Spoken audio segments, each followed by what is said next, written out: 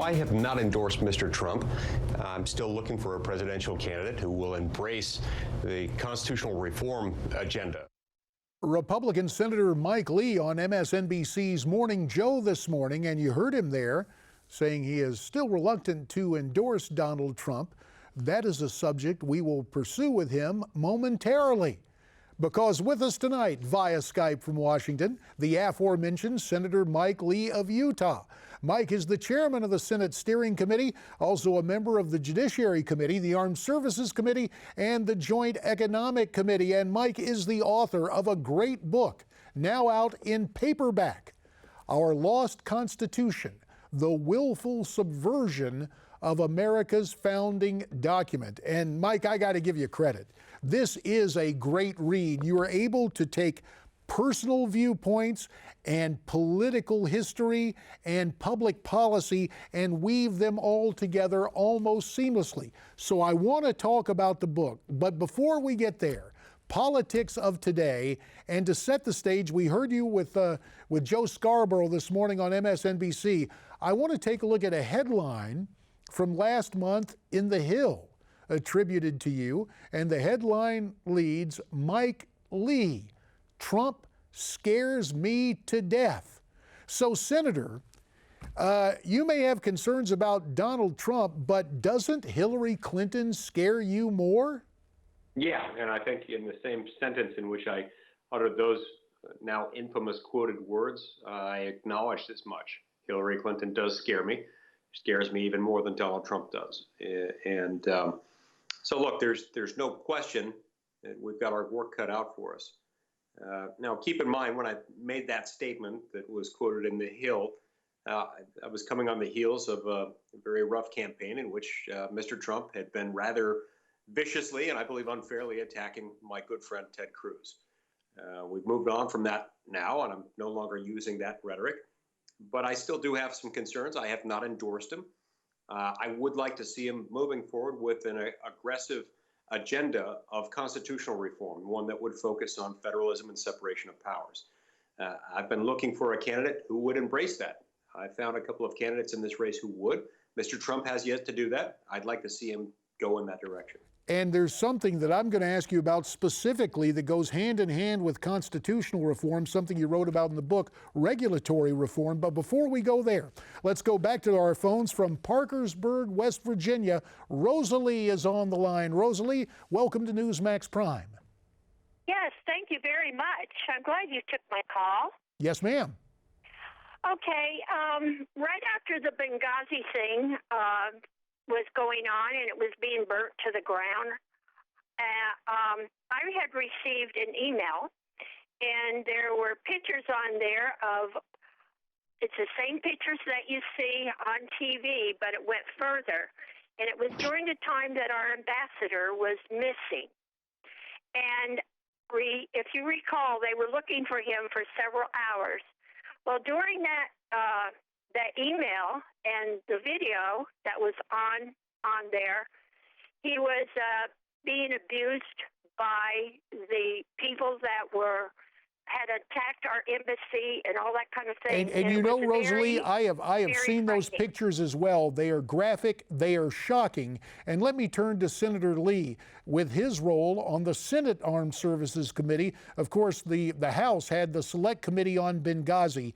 But when citizens like Rosalie and all of us via the internet saw the remains of our ambassador being paraded in such a brutal fashion, what does that say about the responsibility that the then Secretary of State, Hillary Clinton, had in that whole affair?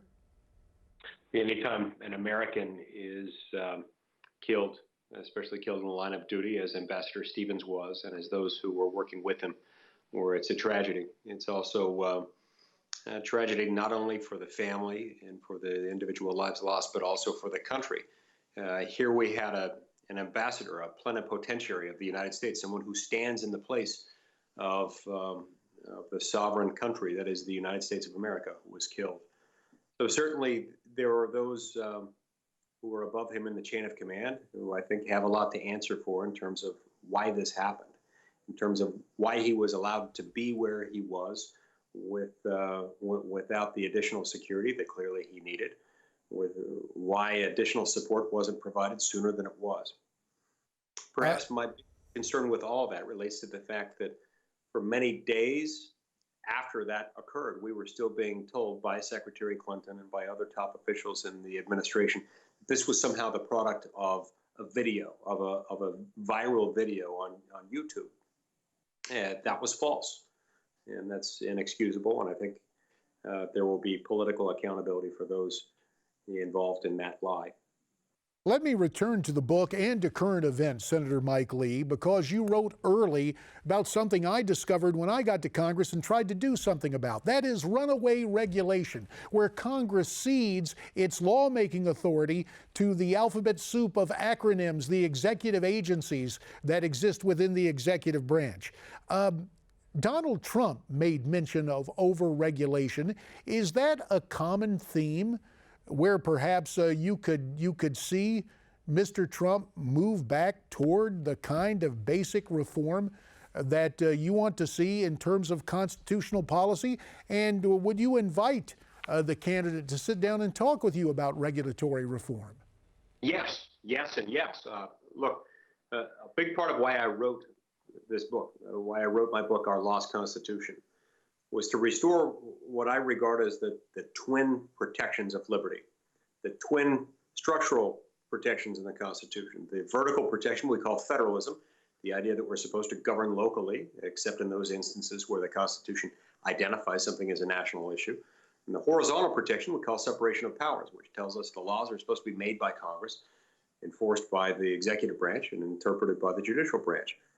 We've deviated dangerously from both of these protections. As I explained in Our Lost Constitution, we've neglected federalism to the point that now powers that are in the federal government that used to be described as few and defined, as Madison described them in Federalist 45, and the powers of the state were numerous and indefinite. We've turned that on its head, and now the powers of Congress are numerous and indefinite, and those of the states are few and defined.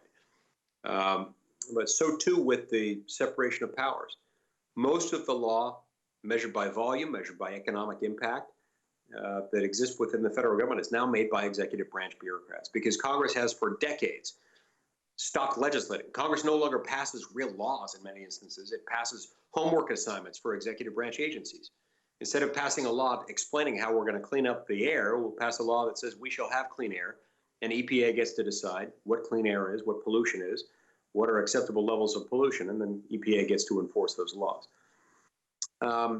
I've had some initial conversations with Donald Trump about regulation. I know that he is concerned about regulation.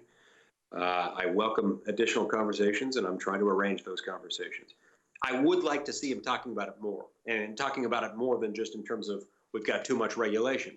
And that's obvious to anyone who looks at this. What we need is someone who is willing to stand up as our presidential candidate and explain that the modern regulatory state within the federal government is utterly unconstitutional. I want to hear that he's going to fight with every fiber of his being to dismantle it. I want to hear him say that he will make the REINS Act a conditioned precedent for all sorts of other things that he will demand out of Congress. And that I want to hear what his plan is to dismantle the modern regulatory system. Fair enough. Let's go back to the phones, out to San Diego. That is where Jim is on the line. Jim, you're live with JD and Senator Mike Lee. Hello there, Mike. And I'm a retired Navy veteran with 27 and a half years with a 100% disability. And I do not want Hillary Clinton in as a commander-in-chief. And for all of the people that's got grandkids, kids, on down the line, they don't need Hillary Clinton as the commander-in-chief. Jim, I want to thank you for your service and your succinct but passionate message. Mike, let me come back to you, because obviously you serve on the Armed Services Committee, but you also clerked in the Supreme Court. You hear Jim say there's no way he wants to see Hillary as commander-in-chief. You, perhaps better than anybody, know what is at stake in terms of the Supreme Court. So again, the question becomes, can enough of the differences be resolved, knowing that no candidate will be perfect? What will it take? Again, how long will it take for you to to find agreement, if you can, with Donald Trump? About 30 seconds to answer that, sir. Okay. Look, I agree with you completely. I don't want Hillary Clinton as president. I don't want Hillary Clinton putting people on the U.S. Supreme Court. Look, I get it, JD. You want me to endorse Donald Trump. I get that. There are certain standards that I employ when deciding whether or not I'm going to endorse a presidential candidate. I'm not going to endorse someone unless I believe that person believes as I believe in the Constitution, unless that person feels passionately that we need to restore federalism and separation of powers. I have endorsed one presidential candidate this year. That was Ted Cruz. He believes in these things. If and when I see those things from Donald Trump, then I'll consider that. I don't see it until I'm not going to do it. I understand, Mike, and I appreciate your time. Mike Lee, his book, Our Lost Constitution. We find some more time after this break, so stay tuned.